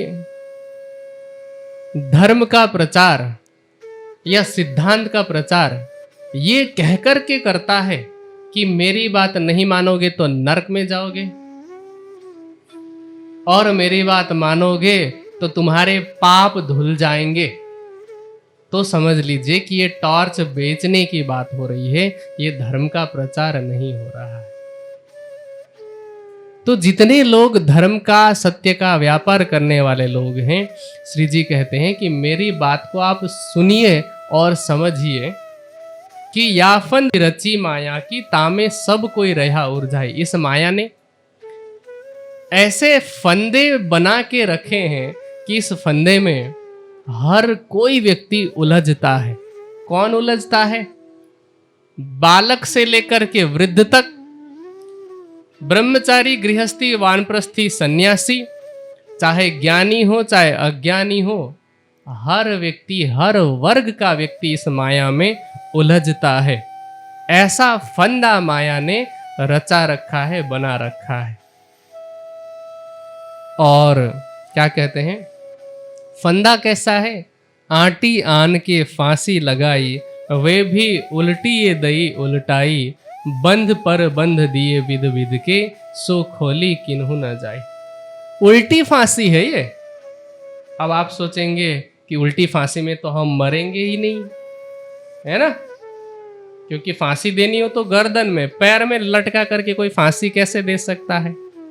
पर आप गहराई से सोचेंगे तो पता चलेगा कि उल्टी फांसी तुरंत तो नहीं मार रही, पर जीने भी नहीं दे रही है। ये माया क्या कर रही है, हमें न मरने दे रही है न जीने दे रही है। मरते हैं तो भी फंसते हैं और जिंदा हैं तब भी माया में ही फंसते हैं। ऐसा इसने उल्टा फंदा तैयार कर रखा है जिसमें हर कोई लटक रहा है। और फिर रस्सी उसने कैसी बना रखी है, कहते हैं इतनी सारी गांठें इसमें दे रखी है, बंद पर बंद दिए विध विध के, सो खोली किन्हू न जाए। अब गांठ ऐसी वैसी नहीं है, एक के ऊपर एक ऐसी अनेक गांठें दी हुई है। क्या हमारे जीवन में एक ही प्रकार की माया है? नहीं है ना। जो गृहस्थी में है उनको क्या क्या माया है? अगर मोह है तो कल हमने सुना ना माया क्या है, तो गृहस्थी को परिवार वाली माया है, धन संपत्ति वाली माया है, इस संसार में पद प्रतिष्ठा की माया है, और परिवार से थोड़ा हट करके भी बात करें तो इष्ट मित्र सगे संबंधियों की माया है। तो इस तरह से एक माया तो हुई नहीं। अब इसने अपने हथियार कैसे बना रखे? जैसे वाणी में कहा ना, अहना आयुध अमृत रूप रस। तो काम क्रोध लोभ मोह अहंकार और जो विषय हैं शब्द स्पर्श रूप रस और गंध की, कोई शब्द के चक्कर में माया में फंसता है, कोई स्पर्श के चक्कर में, कोई रूप के चक्कर में, कोई रस के चक्कर में और कोई गंध के चक्कर में, कोई सभी के चक्कर में, है ना। तो माया किसी एक रूप में हमारे पास नहीं आई है, एक गांठ है उसके ऊपर एक गांठ है। ऐसे ही अगर हम सन्यासी की बात करें तो भी आगे चौपाई आएगी कि किस तरह से माया है, तो तभी हम उसका वर्णन करेंगे। क्या कहते हैं, 14 भवन लग एही अंधेरी, झूठे को खेल झूठाई। यहां ही नहीं, संपूर्ण 14 लोक में ये माया भिन्न भिन्न रूपों में है। आप देखेंगे स्वर्ग में, क्या स्वर्ग में माया नहीं है? इंद्र को ये डर क्यों बना रहता है कि कोई यदि ज्यादा तप कर लेगा तो मेरी गादी छीन लेगा, इसलिए वो अप्सराओं को भेजते हैं। यही तो पौराणिक आख्यान है ना। तो इसका मतलब इंद्र को भी डर है। किसी संत ने कहा कि माया ब्रह्मा के पास ब्रह्माणी के रूप में है, शिव के पास रुद्राणी के रूप में है, स्वर्ग में इंद्राणी के रूप में है। पर यहां मैं ये नहीं कह रहा कि स्त्री माया है। माया क्या है? हर वह वस्तु, व्यक्ति या स्थान या प्रसंग परिस्थिति जो परमात्मा की तरफ जाने में कभी भी बाधा बने, वही तो माया है। ये तो हमने कल भी सुना। तो माया से कोई भी पूरी तरह से नहीं बचा है। हो सकता है कि कोई कुछ समय तक बचा रहे, कोई थोड़े अधिक समय तक बचा रहे, पर संपूर्ण रूप से माया से अब तक कोई भी नहीं बचा। तो क्या कहते हैं, प्रगट नास व्यास पुकारे, सुखदेव साख पुराई। व्यास जी और सुखदेव जी एक दूसरे की बात को साक्षी देते हुए क्या कहते हैं कि ये 14 लोकों का तो नाश होने वाला है। लोक लाज मर्यादा छोड़ी तब ज्ञान पदवी पाई। अब आप जो ज्ञानी हैं, ज्ञानी की पदवी कब मिलती है? संत की, सन्यासी की, महात्मा की पदवी कब मिलती है? जब आप पहले लोक लाज मर्यादा के बंधन से ऊपर उठते हैं। लेकिन सन्यासी बनने के बाद भी यदि वही बंधन आपको लग रहे हैं तो फिर सन्यास लेने से भी माया नहीं छूटी। और क्या कहते हैं आगे, एक आग ज्यों छोटी बुझाई त्यों दूजी मोटी लगाई। और इसकी व्याख्या हम कल सुन चुके हैं कि छोटी माया और बड़ी माया क्या है। 5 लोगों का परिवार छोड़ करके यदि हजारों शिष्यों का मोह है तो वो माया है। लाख रुपए की नौकरी छोड़ करके शिष्यों के द्वारा दिए जाने वाले चढ़ावे का मोह सताता है तो वो भी माया है। एक संसारिक किसी पद को छोड़ करके यदि हम अपने नाम के आगे श्री श्री 108, 1008, 1,08 अनंत श्री विभूषित ऐसे पदों से स्वयं को आभूषित विभूषित करना चाहते हैं तो वो भी माया है। आपकी कोई त्रुटि निकाल दे और आपको बुरा लग जाता है केवल इस बात को लेकर के कि मैं गादी पर बैठा हूं तो मुझे सिखाएगा, मैं इतना बड़ा गुरु हूं तो मुझे सिखाएगा, तो वो भी माया है, क्योंकि वो अहंकार है और सबसे बड़ा अहंकार है ज्ञान का अहंकार।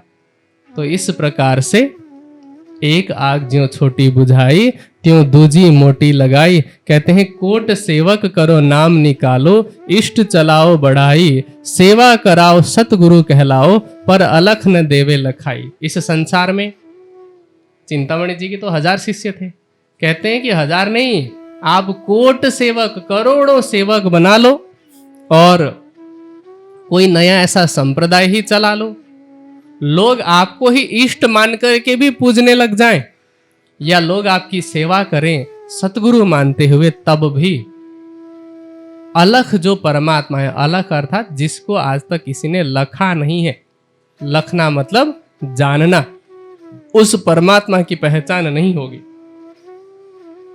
क्योंकि परमात्मा को पहचानने के लिए ये पद, ये प्रतिष्ठा कोई भी सहायक नहीं है। अब आगे क्या कहते हैं, अब छोड़ो रे मान गुमान ज्ञान को, यही खाड़ बड़ी भाई। बहुत सारे विकार हैं, बहुत सारे गड्ढे हैं, पर सबसे बड़ा गड्ढा अध्यात्म के रास्ते पर ऊंचाई पर जाने वाले लोगों के लिए क्या है, अब छोड़ो रे मान गुमान ज्ञान को, ज्ञान के अहंकार को छोड़ना है। हमने पहले भी चर्चा में सुना था, है ना, कि ज्ञान का अहंकार सबसे बड़ा होता है। एक व्यक्ति जो काम क्रोध लोभ मोह से ग्रसित हो उसे ज्ञानी समझा सकता है, पर अगर ज्ञानी को ही ज्ञान का अहंकार हो जाए तो उस अहंकारी ज्ञानी को कौन समझाए, है ना। जैसे कहते हैं ना कि पासवां जब चोर हो तो कौन रखवाली करे, है ना। और ज्ञानी व्यक्ति को ज्ञान का अहंकार हो जाए और वह धर्म से विमुख चले तो उसको समझा पाने वाला कोई नहीं। इसलिए श्री जी कहते हैं ये सबसे बड़ा गड्ढा है, सबसे बड़ी खाई है। कहते हैं एक डारी त्यों दूजी भी डारो, जलाए देवो चतुराई। तुमने एक माया को तो छोड़ दिया और हंसते हंसते छोड़ दिया, फिर ये दूसरी को पकड़ करके क्यों बैठे हो। इसलिए उस दूसरी माया को भी छोड़ो, इस बड़ी आग को छोड़ो और अपनी जो बुद्धि की चतुराई है उसको जला दो, समाप्त कर दो। सत चाहो सो शब्दा चिन्हो, सो आप न देवे देखाई। परमात्मा यहाँ पर प्रत्यक्ष रूप से ऐसे नहीं दिखेगा, पहले उसकी पहचान होगी तो कैसे होगी, शब्द से, ज्ञान से पहचान होगी, और उसके बाद पहचान आने पर जो ईमान होगा, विश्वास होगा, तो परमात्मा दिखाई पड़ेगा। जिन पाया तिन माहे समाया, राखत जोर छिपाई। जिसने भी अब तक परमात्मा को पाया है उसने उसका दिखावा नहीं किया है, सिद्धियों का प्रदर्शन नहीं किया है। क्योंकि चिंतामणि जी पहले क्या कहते थे कि आपको शेषशाही का दर्शन चाहिए, आपको चतुर्भुज का दर्शन चाहिए, आपको झिलमिल ज्योति का अनहद का अनुभव चाहिए, वो भी मैं करा सकता हूँ। कहते हैं कि ऐसे लोग तो राखत जोर छिपाई, अपने शक्तियों को, जोर मतलब बल, अपनी ताकत को वो छिपा करके रखते हैं। जिन्होंने वास्तव में पाया है वो उसको अंदर समा करके रखते हैं, उसका कोई प्रदर्शन नहीं करते।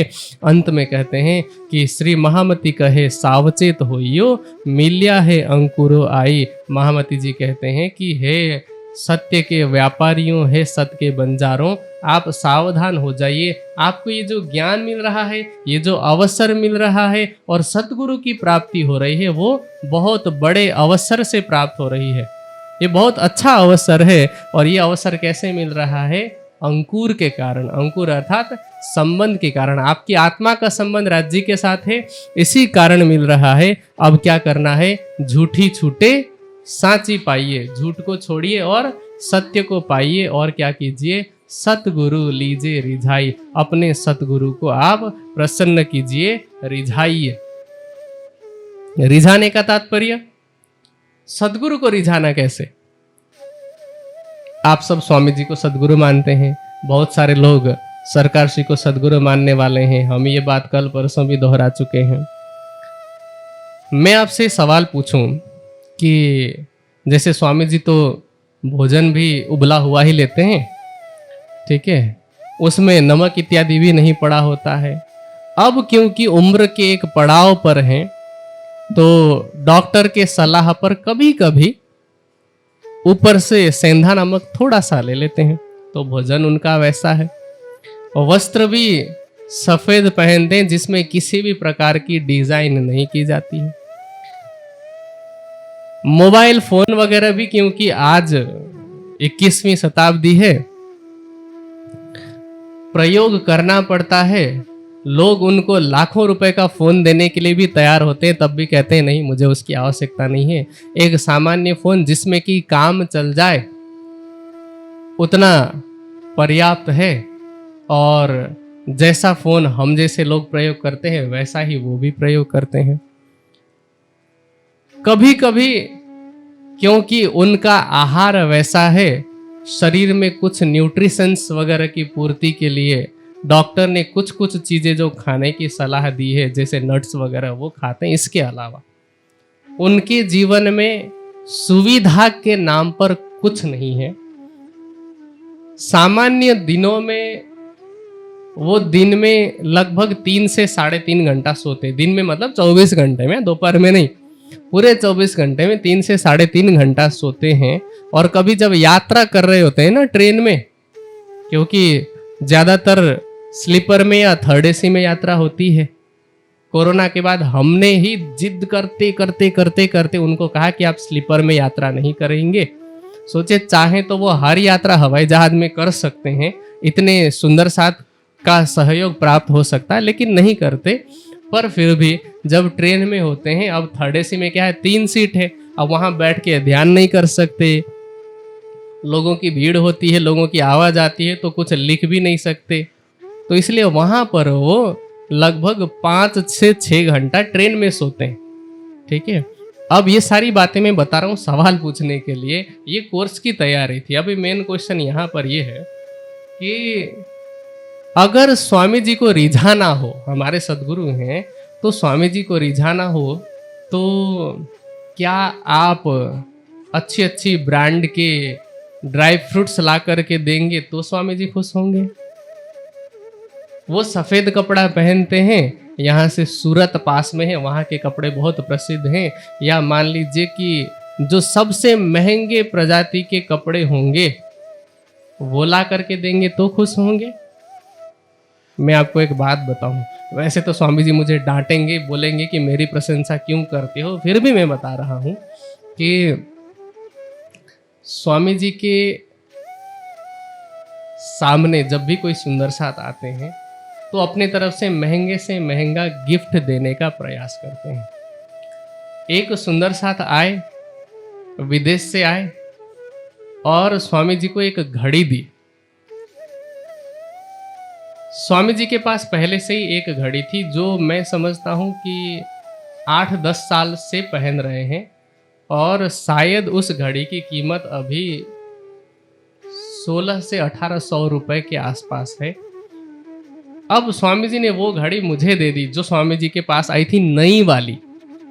अमूमन लोग क्या करेंगे कि नया सामान उनके पास आता है तो पुराना सामान देते हैं, ठीक है। और स्वामी जी पुरानी भी देते, मैं तो खुशी खुशी ले लेता कि उनका प्रयोग किया हुआ है, लेकिन स्वामी जी ने वो घड़ी मुझे दे दी। मैं घड़ी देख करके मुझे लगा कि ये महंगी होगी, क्योंकि उन्होंने बताया स्वामी जी ने कि कोई सुंदर सा कनाडा से लेकर के आए हैं। मैंने कहा स्वामी जी मैं ये कैसे ले सकता हूँ, आपके लिए लेकर के आए हैं।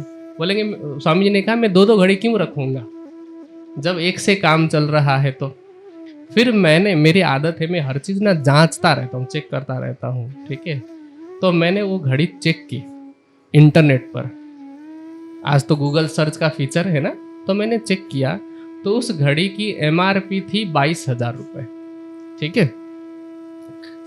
मैंने कहा स्वामी जी आप 1800 रुपये की घड़ी पहन रहे हैं और मैं इतनी महंगी घड़ी पहनूं, चलिए MRP पे नहीं भी आएगी तब भी 16 से 18,000 की तो होगी।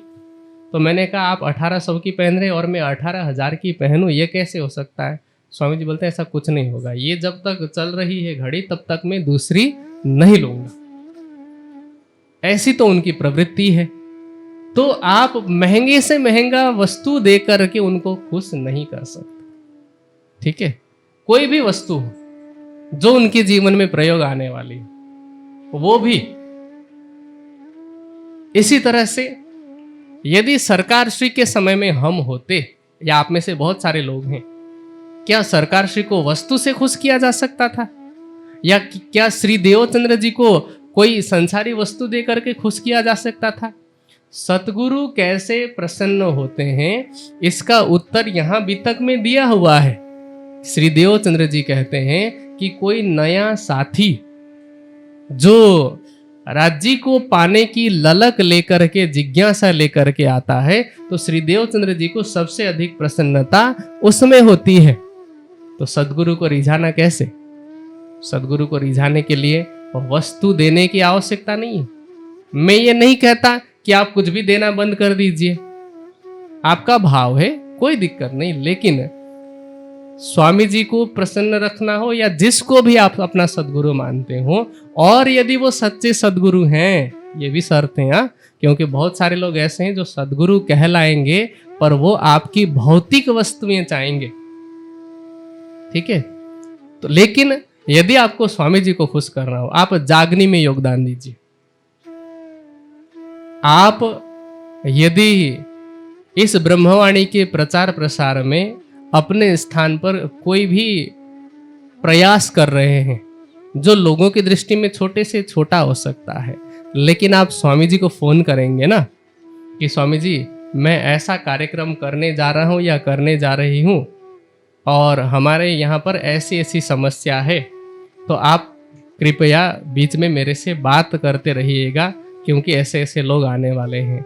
और आप उस प्रयोजन को लेकर के स्वामी जी को दिन में अगर 5 बार भी फोन करेंगे, उठा लेंगे और बात कर लेंगे।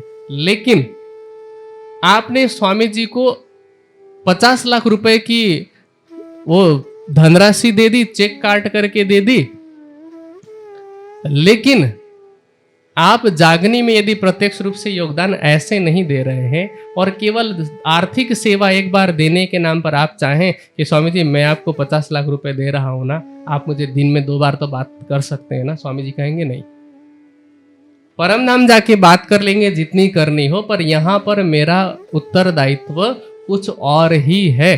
बातें तो होती रहेंगी, लेकिन जागनी के लिए आपको बात करनी हो, आप दिन में 5 बार कर ले, उठा लेंगे। मैं सामने होता हूँ ना, कई बार एक सुंदर सा 3-3, 4-4 बार फोन कर रहा होता है कि स्वामी जी ये समस्या है, वो समस्या है। स्वामी जी सुनते हैं, लेकिन वो समस्या जागनी से संबंधित हो, वो समस्या ब्रह्मात्माओं के तक वाणी को पहुंचाने से संबंधित हो, आपकी व्यक्तिगत समस्या नहीं।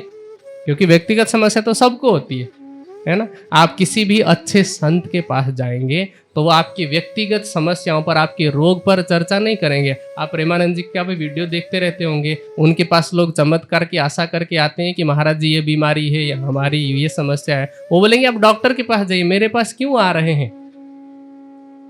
अगर संतों के पास जाना है तो आप आध्यात्मिक समस्याओं को लेकर के जाइए कि ऐसा क्या करें जिससे कि हमारी आध्यात्मिक उन्नति हो या दूसरों की उन्नति हो, तो उसमें आप कितना भी समय ले सकते हैं, ठीक है। तो अब सदगुरु को कैसे रिझाना है,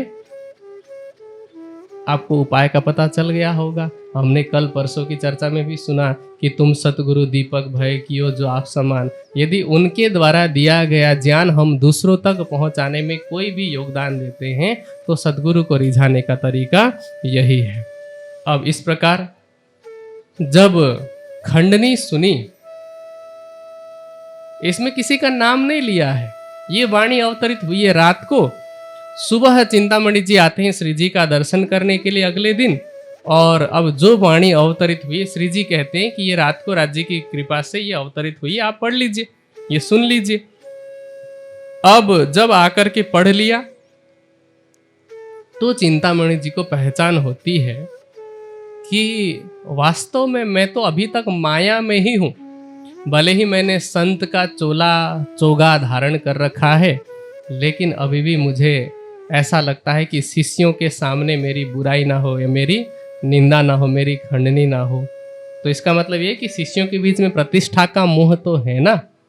और चलिए सामान्य लोगों की बात छोड़ दीजिए, लेकिन सतगुरु की बात का या गुरु की बात का हमें बुरा नहीं मानना चाहिए, चाहे वो सामूहिक रूप में हो चाहे वो व्यक्तिगत रूप में हो।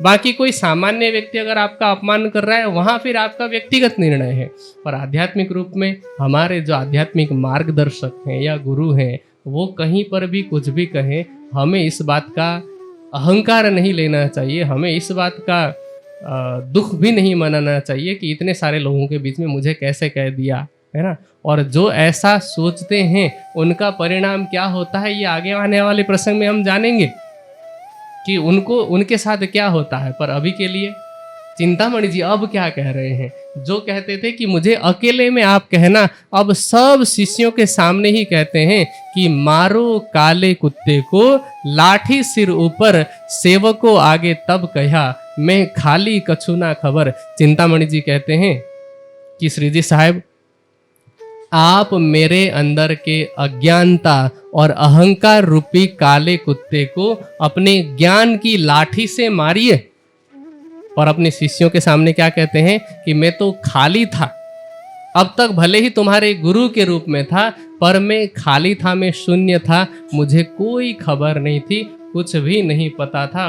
अब जैसे ही ये बात कही तो श्री जी कहते हैं कि तब श्री जी ये सरहैया श्याबाश चिंतामण, कहते हैं चिंतामणि तुम श्याबाशी के पात्र हो, तुम धन्यवाद के और प्रशंसा के पात्र हो, क्योंकि ऐसे शब्द, ऐसी विनम्रता के शब्द और ऐसे सत्य को स्वीकार करने वाले शब्द हर कोई नहीं बोल सकता।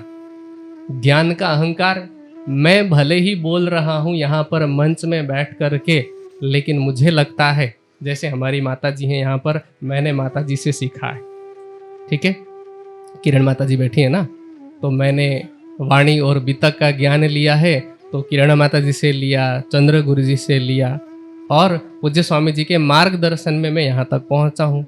मैं भले ही यहाँ पर ये बात कह रहा हूँ कि अब छोड़ो रे मान गुमान ज्ञान को, लेकिन हो सकता है कि अब तक की मेरी चर्चा में बहुत सारी त्रुटियां हुई होंगी जो कि मुझे पता नहीं, और भरी सभा में अगर माता जी मुझे बोल दें कि यहाँ पर तुमने गलत बोला तो मुझे भी बुरा लगेगा, ये मैं स्वीकार कर रहा हूँ। पर ये स्वीकार करना जैसे चिंतामणि जी ने किया हर कोई नहीं कर सकता। इसलिए श्री जी ने क्या कहा कि पाई ते निस्वत ए सुकन मोमिन, ये जो शब्द है वो केवल ब्रह्म सृष्टि बोल सकती है, ये अध्यात्म की उस अवस्था तक पहुंचने वाले लोग ही बोल सकते हैं, हर किसी के वश की बात नहीं है। अपनी कमी को मानना, अपनी कमी को स्वीकार करना, वो भी भरी सभा में और उन लोगों के बीच में जो कभी उनके चरण स्पर्श किया करते थे। तो इस प्रकार श्री जी ने उनको शाबाशी दी, और अब चूंकि उनमें पात्रता देखी तो श्री जी ने उन सब को तारतम दिया। तारतम देने का तात्पर्य एक लोक रीति के दृष्टि से देखा जाए तो दीक्षा देना। जैसे मैंने अभी बीच में कुछ दिन पहले भी कहा था ना कि एक शब्द मैं बोलता हूँ सुंदर साथ और एक शब्द बोलता हूँ धर्म प्रेमी सज्जन वृंद। जब हम किसी को भी तारतम ज्ञान देते हैं तो हम उन्हें सुंदर साथ बोलते हैं, ठीक है। ऐसा नहीं कि लेने के बाद वास्तव में सुंदर रहनी हो जाती है, ये फैक्ट है, लेकिन हम बोलते इसलिए हैं ताकि बार बार बोलने से क्या पता हमें लगे कि सुंदर साथ कहा जा रहा है, पर अभी तक हम सुंदर नहीं बने हैं, तो क्या पता प्रेरणा मिले, है ना। तो इसीलिए सुंदर साथ बोला जाता है। तो अब सुंदर साथ बनने के लिए तारतम दीक्षा के रूप में परंपरागत रूप से देने का प्रचलन है। तो यहाँ अब क्या होता है, कहिया श्री तारतम इनको सब सेवकों समेत परहेज कराया, 4 बात का एक कबूल कर दिल लेत। अब 4 बातों का परहेज करना होता है। तारतम ज्ञान ग्रहण करते समय 4 चीजें माननी होती है कि ये 4 काम हम भविष्य में नहीं करेंगे, और जो इन चारों कामों को पालन करता है, जो इन चारों परहेजों का पालन करता है, वो वास्तव में सुंदर बन जाता है। सुंदर का मतलब बाह्य रूप से कोई लेना देना नहीं है, उसके जीव में जो अज्ञानता, काम, क्रोध, लोभ, मोह, अहंकार, ईर्ष्या, द्वेष इत्यादि की जो कुरूपता है, जो गंदगी है, वो समाप्त हो जाती है। लेकिन तारतम ज्ञान लेने के बाद भी यदि इन 4 बातों का पालन नहीं किया जा सकता, फिर हम अभी सुंदर साथ बन नहीं पाए हैं। तारतम लिया है, दीक्षित हुए हैं, संख्या बढ़ाया है, लेकिन अभी तक हम सुंदर साथ नहीं बन पाए हैं। अब वो 4 बातें कौन कौन सी है, तो अभी के लिए मैं केवल वो 4 नियम बता रहा हूं, कल इनकी हम व्याख्या सुनेंगे। पहला नियम है कि मांसाहार नहीं करना है। मांसाहार में मांस, मछली, अंडे इत्यादि सब कुछ आ जाते हैं, तो उसका ग्रहण नहीं करना है। अब बहुत सारे लोग फिर इस पर तर्क करते हैं। यहाँ तो गुजरात में तो फिर भी शाकाहारों की संख्या ज़्यादा है, लेकिन अगर संपूर्ण विश्व में देखा जाए तो मांसाहारियों की संख्या कुछ अधिक है। तो अब इसमें प्रश्न होता है, कुछ लोग कहते हैं कि आपकी बात सही है कि लोगों जानवरों को मारते हैं, पर हम तो खुद नहीं मारते, हम खरीद के खाते हैं। ठीक है, तो क्या खरीद के खाना भी गलत है? फिर कुछ लोगों के मन में होता है कि वो खाते तो नहीं है, पर उनके होटल में, उनके रेस्टोरेंट में ये सब चीजें बेची जाती है। ठीक है, फिर कुछ लोग कहते हैं कि देखो मांस की तो जरूरत पड़ती ही है, बॉडी में जो न्यूट्रिशन चाहिए, प्रोटीन की पूर्ति मांस के बिना नहीं हो पाती है, शरीर में ताकत के लिए खाना चाहिए। डॉक्टर भी तो हमें खाने के लिए बोलते हैं, आधुनिक विज्ञान भी खाने के लिए बोलता है। ऐसे ऐसे तर्क होते हैं, तो उन तर्कों का समाधान क्या होगा? फिर दूसरा नियम है कि शराब नहीं पीना है। तो फिर लोग कहते हैं कि शराब तो फलों का रस होता है। ठीक है, तो फल खाने में जैसे पाप नहीं लगता, फल का रस पीने में, फल का जूस ही तो है ये अलग बात है कि फर्मेंटेड है, तो उसको पीने में पाप कैसे लगता है? फिर उसके बाद में आता है कि पराय स्त्री का संगत नहीं करना, परस्त्री गमन नहीं करना, ये तीसरा। और फिर चौथे में आ जाता है चोरी करना और झूठ बोलना, जिनको एक ही माना गया, दोनों एक दूसरे के पूरक हैं। फिर ये सवाल होता है कि बिना झूठ बोले तो व्यापार ही नहीं चलता, हम तो व्यापारी हैं, हमें तो झूठ बोलना ही पड़ता है। हम 100 रुपए के माल को 500 का बोलते हैं, फिर कहते हैं कि आपके लिए बस ये 300 रुपए में है, उसके बिना हमारा व्यापार ही नहीं चलता। तो ऐसे ऐसे प्रश्न लोगों के होते हैं। इन सभी प्रश्नों का समाधान हम कल सुनेंगे, और साथ ही ये भी सुनेंगे कि अभी तो लक्ष्मण सेठ की जागनी होनी बाकी है। जिनके 99 जहाज़ों से व्यापार चलते थे, उनकी जागनी कैसे होती है। अभी के लिए चौपाई दोहराइए। कहिया श्री तारतम इनको सब सेवकों समेत परहेज कराया 4 बात का, ए कबूल कर दिल लेत, ए कबूल कर दिल लेत। बोलो श्री प्राणनाथ, बोलो श्री सद्गुरु महाराज।